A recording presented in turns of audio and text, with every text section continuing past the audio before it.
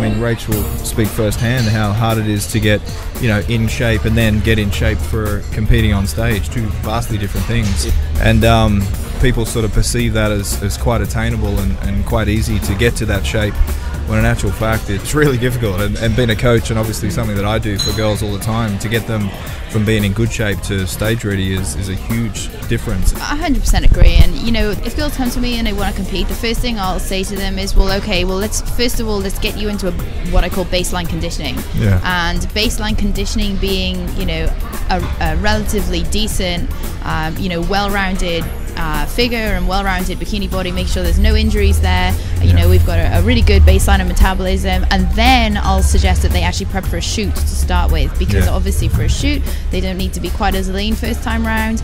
They can see how they look. You know, if they've coped okay with that, obviously the mental side of competing is just huge. And Rachel, you've mentioned a metabolic baseline, and I guess for someone to get lean, they can only get as lean as their metabolic capacity will allow them to. So what's your particular method for establishing that baseline with a client who comes in? Well, first of all, I basically get them onto what my base level of nutrition is, and all that is most females are terrified of carbohydrates and fats and actually calories in general. So unless somebody's got a base level of nutrition where they're eating whole food sources, so single ingredient foods, most of their meals are based off a lean protein, lots of vegetables, a healthy fat.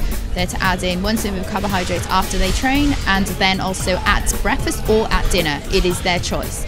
They're also to eat 2 pieces of fruit throughout the day, and there's no counting calories. It's all generalized portion control until somebody can actually sustain that base level conditioning and make sensible food choices day to day, whether they're eating out or whether they're eating at home. I'm not prepared to even talk about calories, carbs, carb cycling, fat cycling. You know, all of this stuff is just crazy unless we've got a base level of nutrition and education in nutrition.